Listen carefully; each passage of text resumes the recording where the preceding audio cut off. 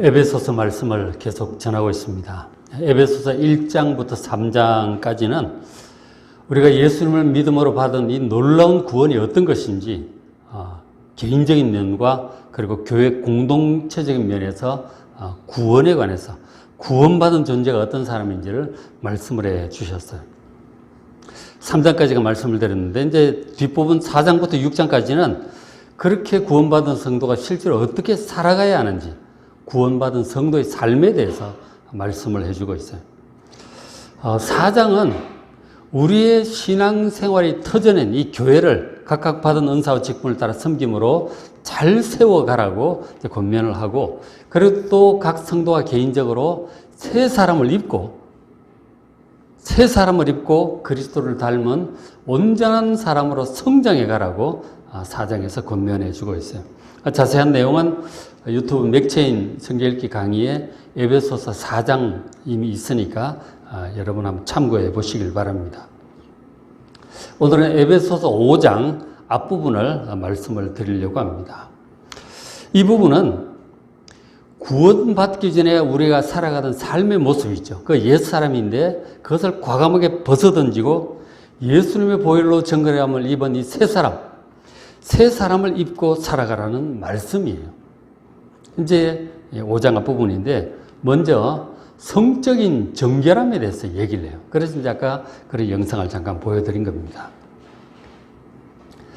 에베소서 5장 3절 보면 이렇게 말씀하죠. 음행과 온갖 더러운 것과 탐욕은 너희 중에서 그 이름도 부르지 말라.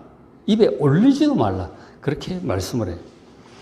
그러니까 음행, 더러운 것, 탐욕, 이것은 전부 다 성적인 타락과 관련된 그런 단어들이에요. 그리고 이제 4절에 이어지는 게 누추함, 어리석은 말, 희롱의 말, 이런 것들도 전부 성적인 음담패설, 희롱하고 낄낄거리는 그런 것들이죠. 그런 것들이 성도에게 마땅치 않다. 입에 담지도 말라. 그렇게 말씀을 하는 것이죠. 저도 이제 군대에 있을 때도 보고 이렇게 성장하면서 보니까 대학 다닐 때도 보고 이제 그렇게 하는데 젊은 남자들이 음담패설을 잘해요. 모여서 하는데 막 낄낄거리고 막 그런 말들을 해요. 그리고 많은 여자들을 상대한 것을 자랑 삼아 막 무용담 얘기하듯이 그렇게 얘기를 합니다. 아까 영상 본 대로 몇 년 전에 이제 가수 정준영, 최정훈이 친구들과의 카톡방에서 집단 성폭행을 하고 영상을 올리고 막 이런 것들이 있잖아요. 그런 것이 이제 탄로가 난 거죠. 누군가 제보를 했고 결국 수사를 해서 재판을 받게 되었는데 아까 이제 6년, 5년 그렇게 얘기를 했잖아요. 최종 대법원 판결은 어떻게 나왔느냐면 정준영은 5년이 나왔어요. 그리고 최종훈은 2년 6개월 나왔어요. 최종훈 같은 경우는 반성을 하고 피해자와 합의를 잘 했다고 합니다. 정준영은 그렇지를 못했던 것 같아요. 어쨌든 이들이 5년, 2년 6개월 그렇게 판결을 받고 이제 감옥 생활을 하게 된 거죠. 그 판결을 듣고 울음을 터뜨렸다 그러잖아요.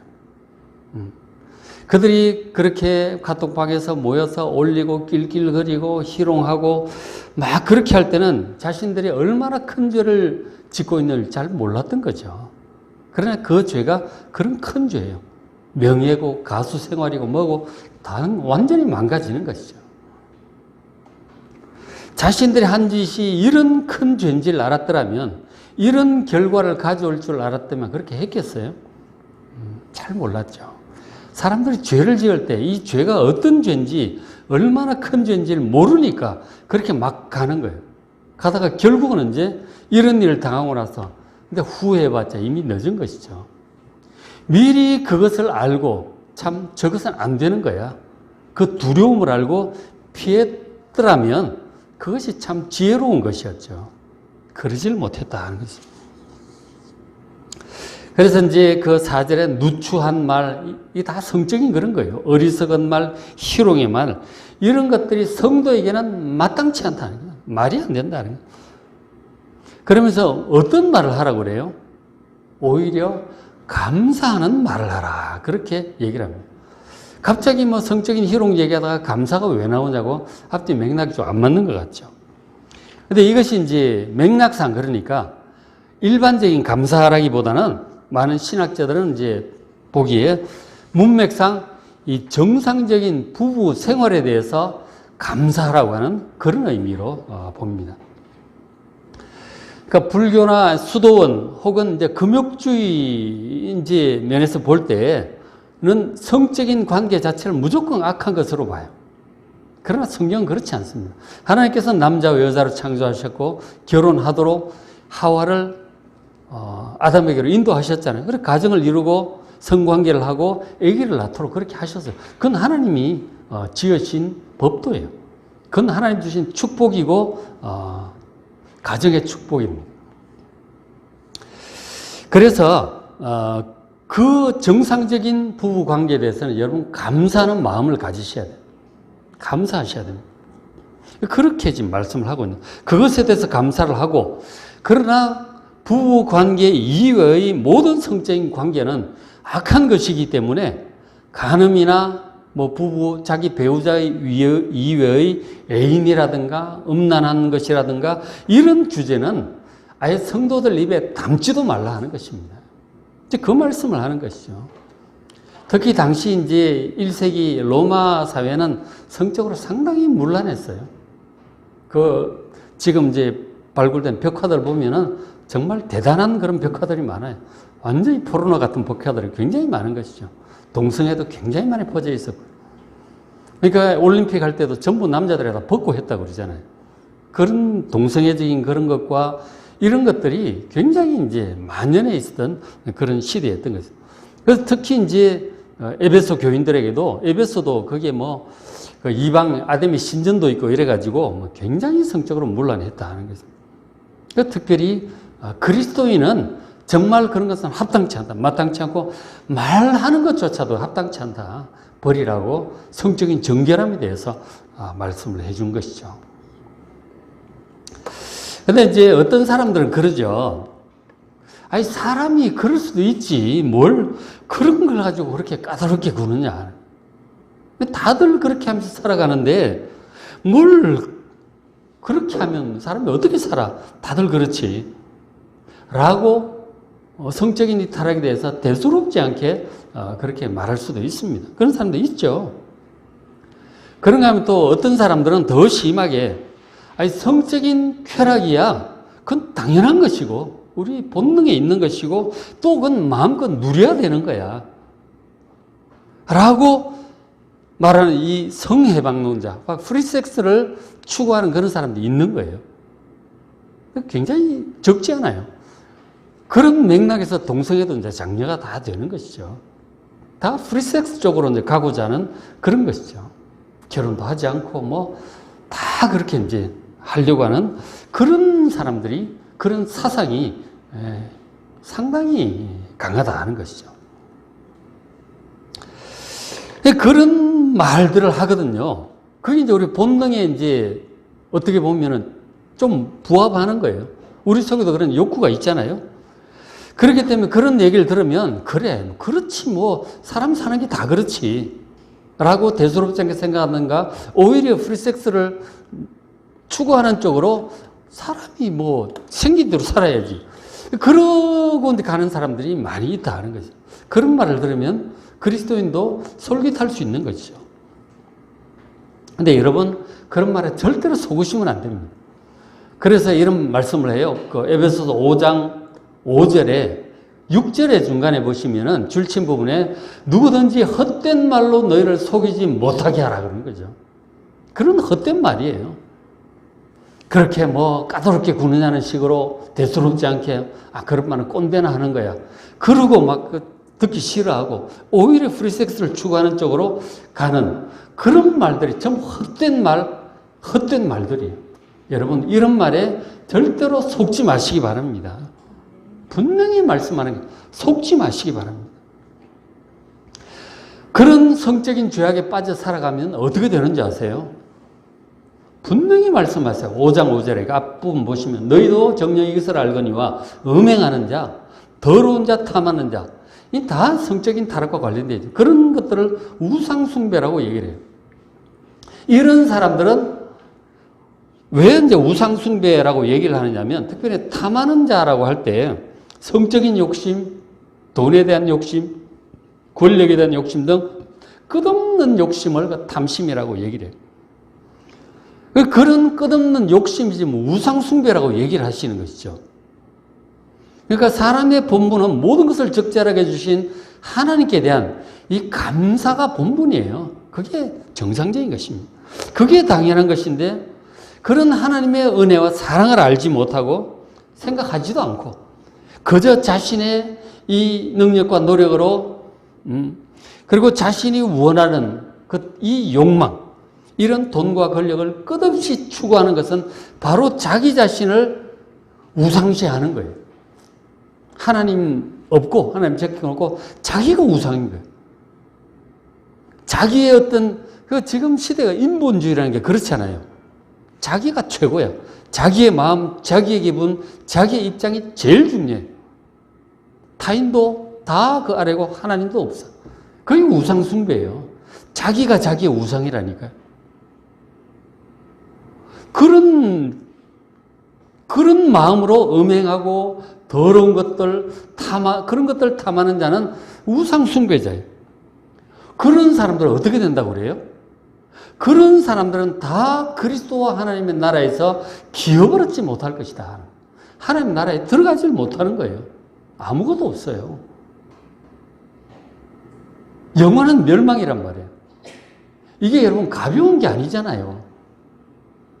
아니 사람이 그럴 수도 있지 뭐. 아니 우리에게 주어진 본능인데 본능에 충실해야지. 이거는 동물처럼 살겠다는 얘기예요.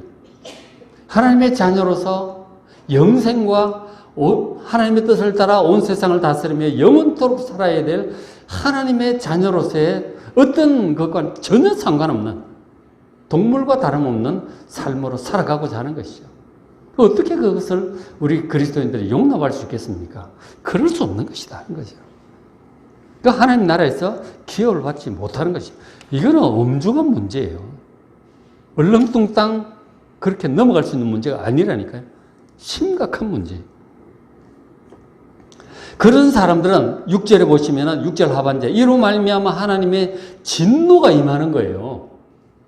하나님의 진노가 임하는 것입니다. 하나님의 진노라고 하면 이 세상에 살면서도 대가를 치러요. 정준영 최종을 보잖아요. 대가를 치릅니다. 은밀하게 했던 것들이 다 드러나는 거예요. 이 땅에서도 대가를 치르고 그리고 인생을 마치고 최후의 심판대 앞에 서서 영원한 지옥의 심판이 있을 것입니다. 두려운 일이에요. 그런 것을 어물쩡하게 정당화해 주는 그런 헛된 말에 여러분 결코 귀도 기울이지 마시고 속지 마시기 바랍니다. 참으로 회개하고 구원받은 사람이라면 7절에 그러죠. 그러므로 그들과 함께하는 자가 되지 말라. 그런 사람들과 가까이 지내려고 할 생각을 말아야 돼요. 저때 이제 정준영 그런 얘기 나오고 할 때 그 카톡방에 있는 사람들 전부 다 이제 죄인이 되는 거 아니에요. 그죠? 다 죄가 있는 것이죠. 근데 그런 것을 알고 그런 사람과 멀리한 또 가수들과 연예인들도 있었더라고. 아주 클린 연예인들이 있었다고 그러잖아요. 누구 이러면서. 그 교제하면 안 돼, 그런 사람. 야, 저건 아니다. 애들 말로 쓰레기 같은 사람들이 있다는 거죠. 그 교제하면 안 되는 것이죠. 그 7절에 그들과 함께 하는 자가 되지 말라고 지금 말씀을 하는 것이죠. 물론 우리가 이 세상에 살면서 전혀 안 만날 수는 없죠. 그죠? 접촉을 하게 되죠. 일 때문에도 접촉을 하게 되고, 여러 가지 관계 때문에 만날 수는, 아예 안 만날 수, 그건 산에 들어가야 돼, 그건. 그럴 수는 없죠. 만나긴 하지만, 적어도 그런 사람들과 친밀하게 교제하지 말라는 거죠. 같이 이제, 그들이 행한 일이 드러날 때, 친밀하게 한 사람들은 같이 다 드러나는 것이죠.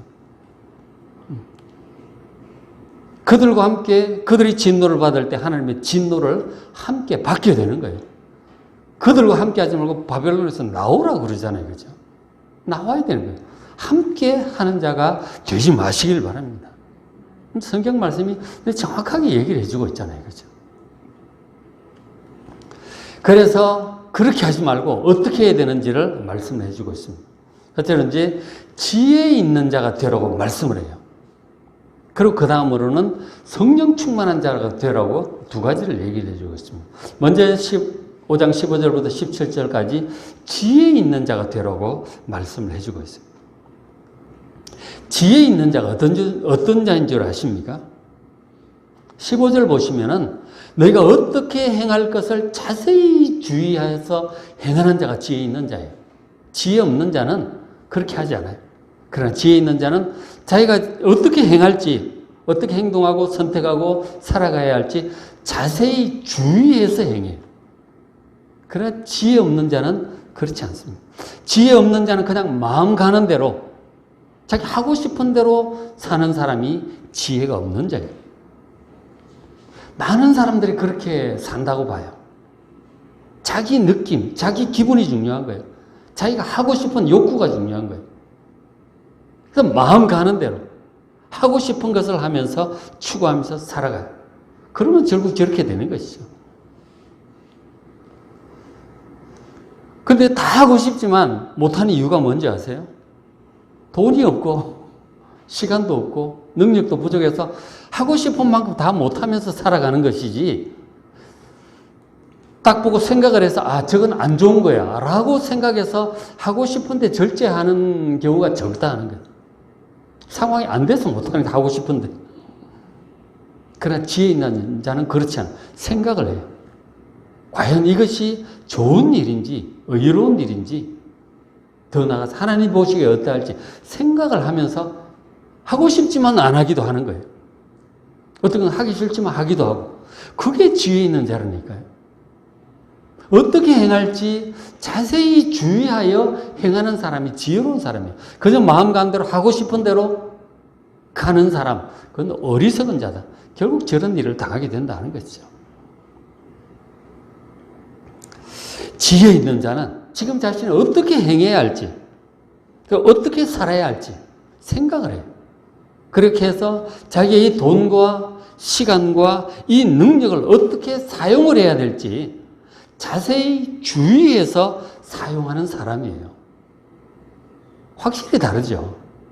지혜 있는 자. 성도 여러분, 지혜 있는 자들께 생각을 하시면서 자세히 주의하여 행하는 여러분 되시길 바랍니다. 그게 지혜예요. 그게 지혜. 그리고 지혜 있는 자의 또 다른 중요한 측면이 16절에 세월을 아낄 줄 아는 사람이에요. 세월을 아끼라 그러잖아요. 그죠? 세월을 아낄 줄 아는 사람. 세월을 아껴서 효과적으로 잘 사용하는 사람이에요. 이 세월을 아끼라고 하는 이 말을 헬라어를 다르게 번역을 하면 기회를 사라 그렇게 번역할 수 있어요. 같은 뜻이. 그러니까 이 세월이라고 하는 헬라 카이로스가 시간이 제공하는 기회라는 뜻이에요. 기회는 시간이 제공하는 거예요. 나에게 주어진 이 하루 24시간. 이게 기회다 하는 거예요. 어떤 상황이든지 상황이 좋든지 안 좋든지 내가 원하는 상황이든지 원치 않는 상황이든 간에 아까 우리 김영남 선생님 찬양 중에도 뜻하지 않게 이런 나쁜 일이 막 들어오잖아요. 그거 하나님 허락하신 일들이에요. 우연히 일어난 일은 없어요. 어떤 상황이든지 그때 자기에게 주어진 이 시간을 잘 활용을 하면 문제를 해결할 수도 있고요. 원하던 일을 성취할 수도 있고 성장의 기회가 되기도 합니다. 시간을 어떻게 쓰느냐에 따라서 이게 갈리는 거예요. 우리가 시간을 특별히 또 아껴야 될 또 다른 이유는 세월이 악하기 때문에, 때가 악하다는 거예요. 좋은 상황이 아니에요. 여차하면 그냥 시간 낭비하기 일쑤입니다. 왜냐하면 악한 유혹들이 사방에 널려있기 때문에. 그래서 그 충동을 받아가지고 그렇게 가다가 시간 낭비, 돈 낭비, 세월 낭비하는 경우가 많다는 거죠. 어디에 팍 꽂혀가지고 그런 거 있잖아요. 취미생활도 그렇고 운동도 그렇고 팍 꽂혀가지고 한참 몇 년 허우적거리다가 나와보면 나중에 내가 이 짓을 왜 했나 싶은 게 있다니까요. 그죠? 세월이 악해요. 우리의 시간과 힘과 에너지를 낭비하려고 막 하는 것들이 너무 많아. 어떤 사람 TV에 빠져서 헤어나오질 못하는 사람이 있고 취미생활에 빠져서 헤어나오질 못하는 사람이 있고 좋은 시간, 좋은 세월 다 허비하는 경우가 적지가 않아요. 정말 세월이 악합니다. 잘 생각을 해야 돼요. 내가 지금 쓰고 있는 이 시간 정말 제대로 쓰고 있는가? 하나님 보시기에 과연 어떠한가? 선한 열매를 남길 수 있을 것인가? 생각을 해야 되는 거죠. 세월을, 시간을 잘 써야 된다는 것이죠.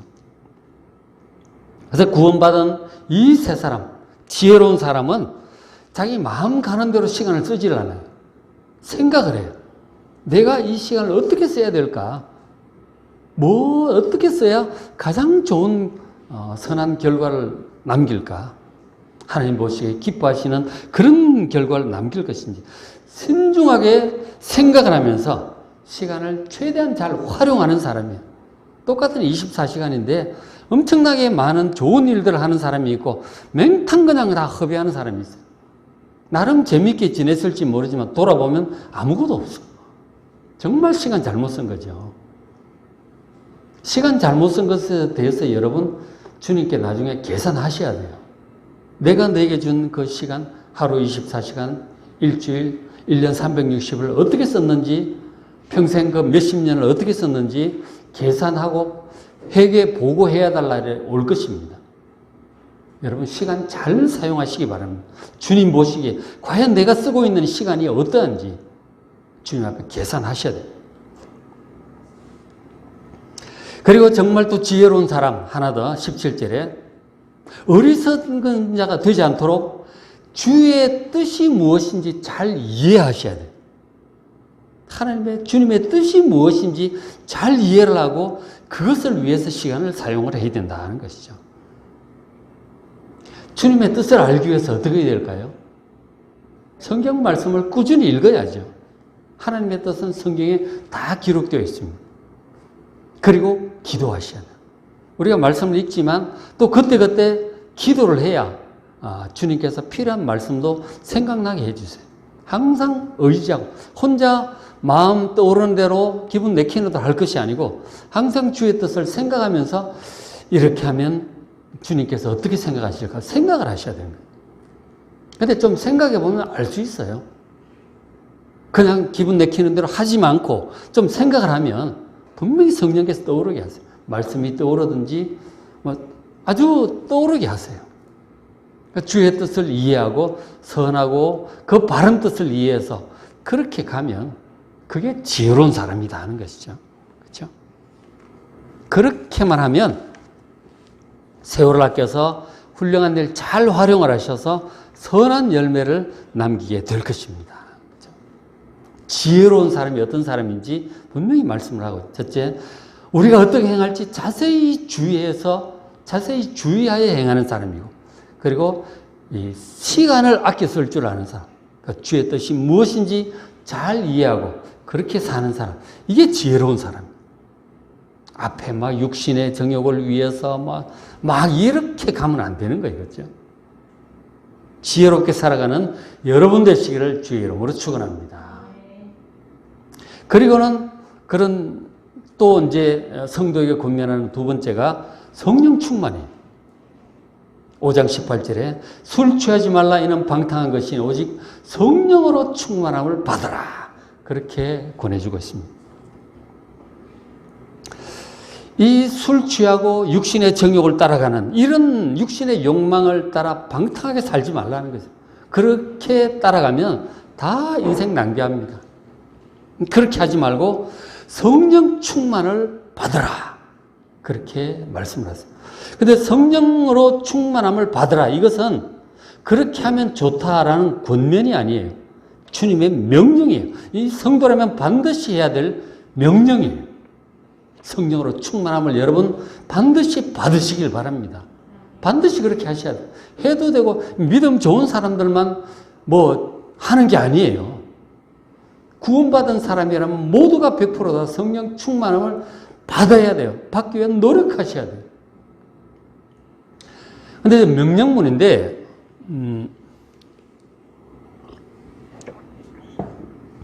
헬라어에 보면 명령법이 두 가지가 있어요. 우리나라는 그런 게 없는데, 하나는 뭐냐면은 부정과거 명령법인데, 이것은 한 번 하면 되는 명령법이에요. 그건 예수님께서 물동이에 물을 부어라. 우물 항아리 6개. 얘기하시잖아요. 그는 이제 부정과거 명령법. 한 번 하면 돼요. 그러나 현재형 명령법은 이거는 지속적인 거예요. 지속적으로 그걸 유지하라는 그런 뜻이에요. 여기 지금 성령으로 충만함을 받으라는 현재형 명령법입니다. 지속적으로 충만함을 유지하라는 그런 명령이에요. 의미가 다르잖아요. 그죠? 충만함을 유지하라고 하는 거예요. 조영규 목사님 같은 경우도 전에 말씀드렸죠. 성령으로 충만하지만 진짜 며칠만 기도 안 하면 성령이 바닥이 난다고 그러시잖아요. 이거는 지속적으로 해야 돼요. 지속적으로 말씀을 읽고 말씀으로 믿음을 새롭게 하고 기도하고 말씀에 순종하고 찬양하고 예배드리고 성령 충만함을 유지하기 위해서 노력을 하셔야 되는 거예요. 이게 굉장히 중요한 것입니다. 한 번 은혜 받았다고 되는 게 아니에요. 그렇게 오래 못 갑니다. 우리 한 끼 밥 맛있게 먹었다고 계속 그렇게 됩니까? 몇 시간만 지나면 배고파요. 또 먹어야 돼요. 근데 또 먹는데 맛있는 게 없어. 영 재미가 없죠. 맛있는 게 필요하죠. 그래야 흐뭇하고 휴식도 되고 그러죠. 지속적으로 먹어야 지속적으로 에너지가 공급이 되는 거예요. 똑같아요. 성령 충만도 지속적으로 충만해요. 예배 때마다 은혜를 받아야 되고 찬양 때마다 깊은 찬양 속에 들어가야 되고 말씀 읽을 때마다 은혜를 받아야 되고 지속적으로 은혜를 받아야 되는 거예요. 한두 번 은혜 받았다고 되는 게 내가 전에 은혜 받았고 소용없어요. 진짜 옛날 얘기예요. 엊그제 먹은 잔치가 지금 배가 불러요. 아무 상관없어요. 그건 기억일 뿐이에요. 지금 은혜 받는 게 중요한 거예요. 오늘 은혜 받는 게 중요하다니까. 오늘 받아도 내일 또 받아야 돼. 굉장히 중요한 말씀이에요. 과거 얘기, 이거 별로 지금 은혜 못 받는다는 얘기죠. 과거에 내가 잘했고 이런 것. 지금 은혜를 잘 못 받는다는 얘기예요. 오늘도 은혜 받으시고 날마다 은혜 받는 여러분 되시길 바랍니다. 그래야 성령이 충만해져요. 그래서 지금 성령 충만한 성도들의 특징을 지금 한 3가지를 얘기를 해주고 있어요. 여기에. 보면은 내가 성령 충만한지 아니한지를 판단할 수 있겠죠. 첫째가 뭐냐면 19절에 시와 찬송과 신령한 노래들로 서로 화답하고 너의 마음으로 주께 노래하고 찬송하는 거예요. 그러니까 예배와 찬송을 통해서 은혜가 충만한 상태를 얘기하는 거죠. 그러니까 항상 예배를 통해서 찬송을 통해서 은혜 충만한 상태. 그게 지금 성령 충만한 사람, 저렇게 성령 충만함을 받고 또 성령 충만한 사람은 저렇게 예배와 찬송과 이런 것들을 통해서 기쁨과 에너지를 얻는 거예요. 성령 충만해지는 것이죠. 구원받지 못한 사람들은 기쁨을 얻기 위해서 성적인 쾌락을 추구하고 술에 취합니다. 요즘 또 젊은 사람은 마약도 많이 한다 그러잖아요. 그 낙을 얻으려고 그렇게 하는 거죠. 그리고 또 술도 마시고 쇼핑도 하고 여행도 하고 그런 것을 통해서 기쁨을 얻으려고 하는 것이죠. 그러나 그런 것들은 세상적이고 육신적인 거예요. 그죠? 거기에는 참된 하나님이 기뻐하시는 그런 게 아니에요. 물론 그런 것도 우리가 좀 필요하겠지만 육신을 갖고 있으니까 그것을 목적으로 거기에서 기쁨을 얻으려고 한다면 그것은 불신자와 다를 바가 없는 것이죠.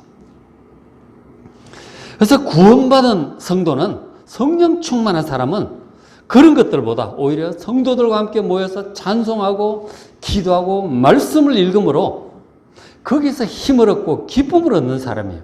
성령 충만한 사람은 그렇게 하는 것이죠. 또 그렇게 해야 성령 충만해지고요. 그 다음에 두 번째로 20절에 성령 충만한 사람은 범사에 우리 주 예수 그리스도의 이름으로 항상 아버지 하나님께 감사하는 사람이에요. 성령 충만한 사람은 늘 감사가 넘쳐. 입만 열면 감사해요. 성령 충만한 사람인 거죠. 입만 열면 원망, 불평, 화, 짜증 이런 게 많이 나온다. 이 성령이 바닥이 났다는 얘기예요. 다시 성령으로 충만해지셔야 됩니다. 똑같은 상황이 와도 원망하고 화내고 짜증나는 사람 있는가 하면 똑같은 상황인데도 믿음이 있기 때문에 감사하고 기대와 뭔가 하나님의 섭리가 있겠지. 감사해요. 그런 사람이 성령 충만한 사람이에요. 또 감사하면 또 성령이 또 재충만이 돼. 감사가 굉장히 중요하죠. 믿음으로 감사하는 거예요. 그죠? 그러니까 이 감사가 아니고 대신 짜증과 화가 가득하다면 그 사람은 육신적인 사람이고 어리석은 사람이고 성령이 바닥난 사람이에요. 다시금 성령을 마시고 다시금 성령이 충만해지는 여러분 되시길 바랍니다. 은혜를 받아야 돼요. 그죠? 그 다음에 성령 충만한 사람의 특징 세 번째. 이거는 납득이 될지 안 될지 잘 모르겠지만 21절에 그리스도를 경외함으로 피차 복종하는 사람이에요. 사람들과의 관계를 보면 성령 충만한지 안 한지 표가 나는 것이죠. 그리스도를 경외함이 있는 것, 주님 말씀을 따라 순종함으로 그렇게 하는 건데 서로 복종하는 거죠. 주님께만 복종하는, 당연히 주님께는 복종하죠. 모든 사람들에게 복종하는 그런 뭐랄까 아주 유순한 태도라고, 온유한 태도라고 할까요? 사람들의 말에 복종하는 사람. 그게 성령 충만한 사람의 또 중요한 특징 중에 하나예요. 그러니까 누구의 말이라도, 설사 아이의 말일지라도, 잘 배우지 않은 사람들의 말일지라도, 어떤 사람의 말일지라도 그 사람들을 다 존중을 해요. 사람은 사람이기 때문에 하나님의 형상대로 지음받은 사람에게 다 아이들도 존중해요. 그 기분을 존중하고 그 말을 존중을 해요. 존중하고 그리고 그 말을 웬만하면 그렇게 해줍니다. 순종해요. 그 말, 이거 도저히 뭐 범죄라든가 아주 심각한 문제가 있지 않은 한 나하고 생각이 좀 달라도 해주는 거예요. 하자 그러면 그래 그러자. 그럼 그렇게 해준다고 해서 집이 폭파될 것도 아니고 그런 게 아니잖아. 다 해주세요. 누구라도. 아이들이든 아내든 남편이든 누구라도 뭘 잘 모르는 사람이라도 그래요. 이건 도저히 말이 안 된다 싶으면 좀 차근차근 설득을 해보고 그래도 안 되면 할 수 없어 해줘. 그게 피차 복종이라니까요. 자꾸 내 생각을 주장하고 상대방을 설복시켜서 내 뜻대로 하게 하려고 하는 것, 그건 성령 충만한 사람의 태도가 아니에요. 성령 충만한 사람은 자기 중심적이지 않아. 상대방 중심적이고 사랑과 자비와 긍휼, 넓은 이해심이 있기 때문에 남이 뭐라고 얘기를 하면 일단 얘기하면 웬만하면 다 해주는 거예요. 복종하는 거라니까요. 근데 보면은 다른 사람들 누가 얘기하면 일단 비판하고, 그죠? 일단 비판하고 부정하면서 습관적으로 자기 주장을 하는 사람이 있어요. 이런 사람들은 성령 충만하고 아주 거리가 먼 사람, 아주 육신적이고 자기는 똑똑하다고 생각했지만 어리석은 사람이에요. 져주는 사람이 이기는 사람이라니까요. 뭐가 진짜 지혜로운 사람인지, 성령 충만한 사람인지 여러분 잘 생각해 보시길 바랍니다. 그리스도를 경외함으로 피차 복종하는 사람. 참 온유한 사람이잖아요. 좋은 사람이에요. 이런 사람이 성령 충만한 사람의 특징이에요. 자, 성도 여러분. 항상 성령 충만함을 소원하여 기도하십시오. 말씀을 읽고 예배드리고 찬송하고 은혜 받기를 힘쓰시길 바랍니다. 함께 모여 찬송하고 예배드리고요. 말씀 읽고 기도하는 데서 기쁨과 만족을 추구하는 여러분 되시길 바랍니다. 그리고 또 범사에 감사함으로, 감사하기 때문에 마음에 평안과 기쁨이 있죠. 기본적으로 있고, 또 주변의 사람들의 말을 존중하고 또 겸손하게 복종할 줄 아는 성령으로 충만하고 지혜로운 성도들이 다 되시기를 주의 이름으로 축복합니다.